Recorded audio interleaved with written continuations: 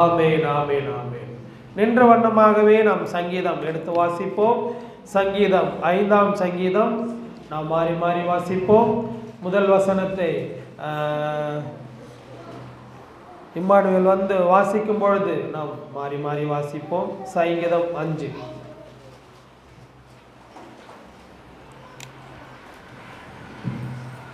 கர்த்தாவே, என் வார்த்தைகளுக்கு செவிகொடும், என் தியானத்தை கவனியும். நானும் இடத்தில் விண்ணப்பம் பண்ணுவேன். என் ராஜாவே, என் தேவனே, என் வேண்டுதலின் சத்தத்தை கேட்டறலாம். கர்த்தாவே, காலையிலே என் சத்தத்தை கேட்டருளுவேன். காலையிலே உமக்கு நேரே வந்து ஆயத்தமாகி காத்திருப்பேன்.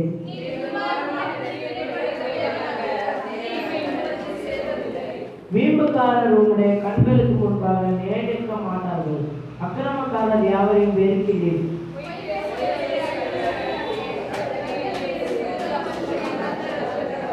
நானோ உமது மிகுந்த கிருபையினாலே உமது ஆலயத்துக்குள் பிரவேசித்து உமது பரிசுத்த சந்ததிக்கு நேரே பயபக்தியுடன் பணிந்து கொள்வேன்.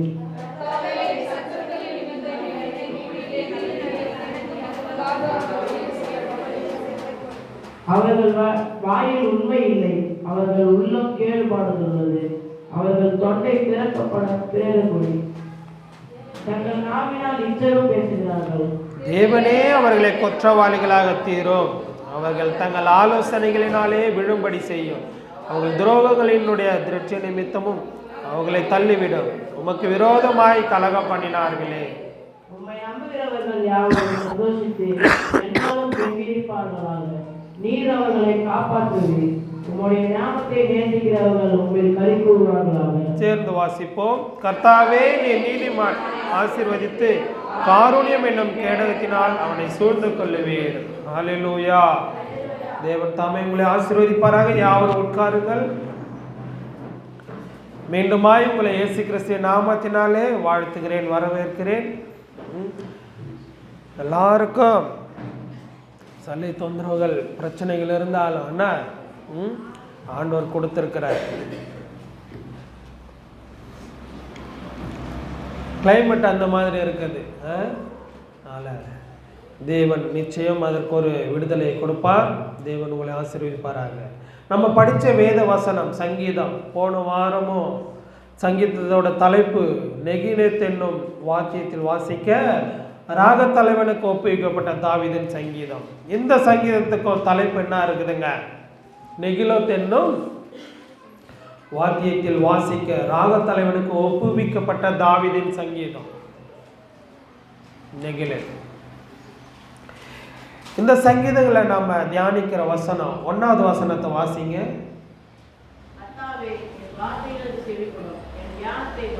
ஹல்லேலூயா, ஹல்லேலூயா.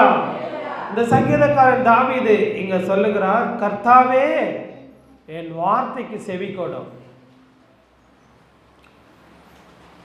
நம்ம பிள்ளைகளை அதட்டுறோம். என்னன்னு அதட்டுறோம்? என் வார்த்தைக்கு கீழ்படுகிறியா படியிலையா? ஏன்னா நீங்கள் பெற்ற பிள்ளைகள், நீங்கள் சொன்னதை கேட்கணும். ஒரு அதட்டி ஒரு என்ன சொல்லுவீங்க, ஒரு உரிமையோடு சொல்லுவீங்க, என் வார்த்தைக்கு செவி கொடுக்கலன்னா. மற்ற பிள்ளைங்களை பார்த்து நீங்கள் சொன்னீங்கன்னா என்ன சொல்லுவாங்க? அவங்களுடைய தாய் தகப்பன்கள் மாறுங்க. நீங்கள் யார் என் பிள்ளைய சொல்கிறதுக்கு? ஆனால் இங்கே சங்கீதக்காரன் தாவீது சொல்கிறாரு, ஆண்டவர்கிட்ட முறையிடுறார், கர்த்தாவே என் வார்த்தைகளுக்கு செவி கொடும், என் தியானத்தை கவனியும். நான் என்ன விண்ணப்பம் பண்ணுகிறேன், நான் என்ன கேட்குறேன், என்னுடைய தேவைகள் என்ன, எனக்கு செவி கொடும் கர்த்தாவே அப்படின்னு சொல்லி அங்கே சங்கீதக்காரன் தாவீது ஆண்டவர்கிட்ட சொல்கிறார். ரோமர் 8வது அதிகாரம் 26வது வசனத்தை எடுத்து வாசிங்க. அங்கே அப்போஸ்தலனாகிய பவுல் என்ன சொல்கிறார்? ரோமர் 8:26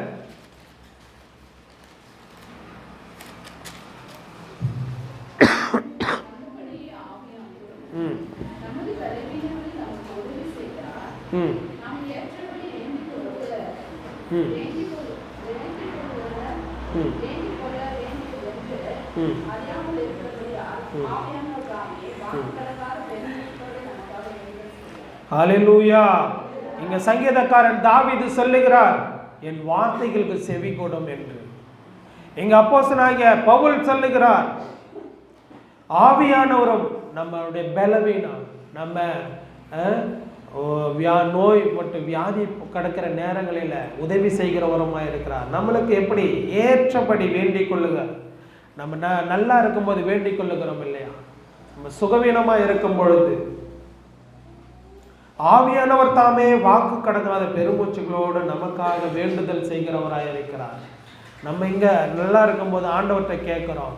ஆனா ஆண்டவர் ஆவியானவர்கிட்ட இந்த மகன் நன்மையினால நிரப்பணும், பலத்தோடு இருக்கணும் என்று ஆண்டவர் நமக்காக வேண்டுதல் செய்கிறவராய் இங்க இருக்கிறார் என்று அப்போஸ்தலனாகிய பவுல் அங்க சொல்லுகிறார். ஹல்லேலூயா, ஹல்லேலூயா. 3வது வசனத்தை வாசிங்க. சங்கீதம் 5ஆம் அதிகாரம் 3வது வசனத்துல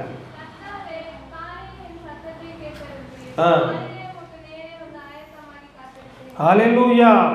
நம்ம காத்திருக்கிறோமா?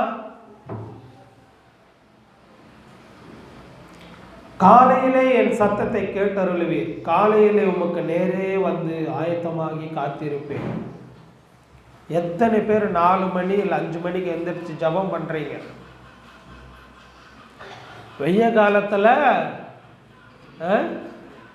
காலத்துல புழுக்கம் தாங்காம நம்ம 5 மணிக்கு எந்திரிக்கிறது அது வேற. பனி காலத்துல பனி பெய்யும் போது இப்ப பாத்தீங்கன்னா எந்திரிக்க முடியாத சூழ்நிலை இல்லையா? நீங்க எழுந்திரிச்சு ஜெபிக்கிறதுக்காக நான் ஆண்டவரை நன்றி செலுத்துகிறேன். காலையில எழுந்து ஜெபம் பண்ணணும். காலையில மாத்திரம் இல்ல, என் சத்தத்தை கேட்டது. காலையில நீங்க ஜெபிக்கிற ஜெபம் நியாயமுள்ள ஜெபமா இருக்கணும். எடுத்து வாசிங்க. சங்கீதம் 55:17 இதே சங்கீதக்காரன் தாவீது சொல்லுகிறார். சங்கீதம் 55:17 என்ன சொல்றாருங்க?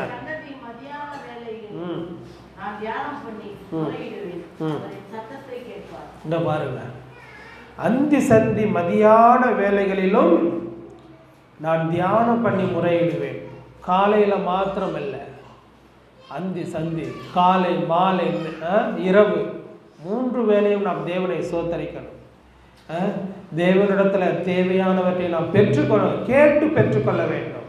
இங்க என்ன தாவீது சொல்லுகிறார்? சங்கீதக்காரன் தாவீது சொல்லுகிறார், கர்த்தாவே காலையில என் சத்தத்தை கேட்டருளுவீர். காலையில நம்ம எந்த சத்தத்தை கேட்கிறோம்? நல்லா சின்ன வயசுல இருக்கும்பொழுது பார்த்தீங்கன்னா ஆர்சி பேக்ரவுண்ட்ல இருந்து வந்த 5 மணிக்கு உங்களுக்கு எல்லாருக்குமே தெரியும். ஆர்சிலேருந்து யார் யார் வந்தவங்க உங்களுக்கு எல்லாருக்கும் தெரியும். இந்த கோயிலில் என்ன போடுவாங்க? பாட்டு போடுவாங்கல்ல. நான் சின்ன வயசில் தூங்கிட்டு இருக்கும்போது அந்த பாட்டு போட்ட உடனே எப்படி தான் தூக்கத்துலேருந்து எழுந்திருப்புன்னு தெரியாது. அந்த பாட்டை கேட்டு எழுந்திருப்பேன். இப்போ கூட இன்னும் ஞாபகம் இருக்குது. பாட்டு போடுவாங்க. இப்போல்லாம் இங்கே போடுறாங்களான்னு நினைத்து இப்போ போடுறதில்ல. ஆனால் ஒரு மணி நேரத்துக்கு 1 மணி நேரம் இது வருது, என்னது வசனம் போடுறாங்க. அந்த வசனம் அந்த இடத்துக்கிட்ட மாற்றி தான் கேட்குது, மற்ற ரொம்ப தூரம்லாம் கேட்கறதில்ல. நம்ம எப்படி இருக்கணும்? ஆண்டவருடைய வார்த்தையை கேட்டு அவருடைய சத்தத்தை கேட்டு எழுந்திருக்கணும். எந்திரிச்ச உடனே மொபைல் பார்க்குறாங்க. எதுக்காக பார்க்குறாங்க? டைம் பார்ப்போம்.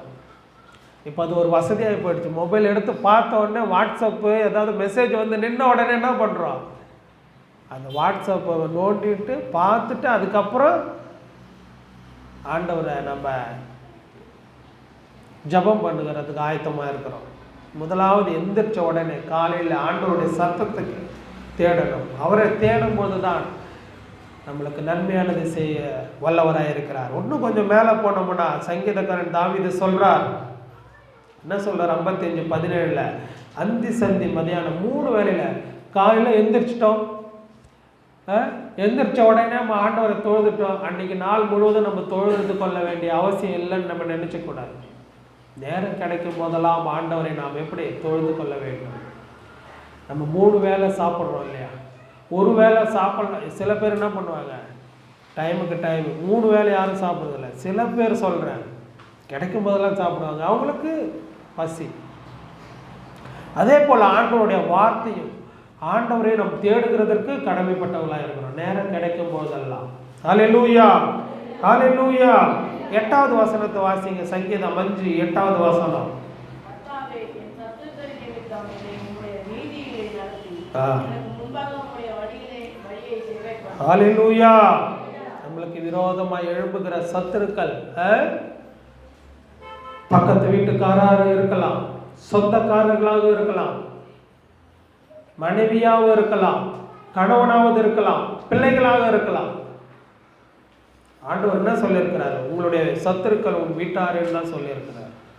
சத்துருக்கள்னா அந்த சத்துருக்கள் இல்லை, நம்ம ஜெபம் பண்ணும்பொழுது பிரச்சனைகள். இப்போ நீங்கள் நல்லா ஜெபம் பண்ணி பாருங்களா, உங்களுடைய பிள்ளைகள் அப்போ தான் வந்து டிஸ்டர்ப் பண்ணுவாங்க. மனைவி ப்ரேயர் பண்ணிட்டு இருந்தாங்கன்னா என்ன பண்ணுவாங்க? கணவன் வந்து அந்த முக்கியமான வேலைக்கு அவங்கள டிஸ்டர்ப் பண்ணணும். அவங்க டிஸ்டர்ப் பண்ணால் அவங்களுடைய கர்த்தர்கிட்ட முறையிடுகிற விண்ணப்பம் என்ன பாதிக்கப்படும் இல்லையா? அப்போ ஆண்டவர் கரெக்டாக சொல்லியிருக்கிறாரு, உன்னுடைய சத்துருக்கள் உன் வீட்டாரு. இங்கே என்ன சொல்லியிருக்குது? என் சத்துருக்கள் நிமித்தம் என்னை உம்முடைய நீதியிலே நடத்தி எனக்கு முன்பாக உம்முடைய வழியை செவ்வைப்படுத்தும். கர்த்தருடைய வழி செவ்வைப்படும். அவருடைய வழி சொல்லியிருக்கிறார்ல, அவர் நம்மளுக்கு சொல்லி கொடுத்துட்டு போயிருக்கிறார் எப்படி நடக்கணும், எப்படி இருக்க வேண்டும் என்று. எடுத்து வாசிங்க. சங்கீதம் 143 8வது வசனத்தையும் 8, 9, 10 வாசிங்க. சங்கீதம் உமது கிருபை என் கிருபையை கேட்கவும், உம்மை நம்பியிருக்கிறேன். நான் நடக்க வேண்டிய வழியை எனக்கு காண்பியும். உம்மிடத்தில் என் ஆத்துமாவை உயர்த்தினேன். கர்த்தாவே, என் சத்துருக்களுக்கு என்னை தப்புவியும். உம்மை புகலிடமாக கொள்கிறேன். இங்க சங்கீதக்காரன் தாவீது சொல்றாரு, என் சத்துருக்களுக்கு என்னை தப்புவியும், உம்மை புகலிடமாக கொள்ளுகிறேன். அதிகாலையிலும் அதை கிருபையை கேட்க பண்ணோம். கர்த்தரிடத்துல நீங்க வந்துட்டீங்கன்னா தேவன் அந்த உங்களுடைய சத்துருக்கள் இடத்துல இருந்து உங்களை விடுவிக்க வல்லவராய் இருக்கிறார். ஹல்லேலூயா, ஹல்லேலூயா. சங்கீதம் 24வது சங்கீதத்துல எடுத்து வாசிங்க. சங்கீதம் 24 என்ன சொல்றாரு? 4வது வசனம், 5வது வசனம்.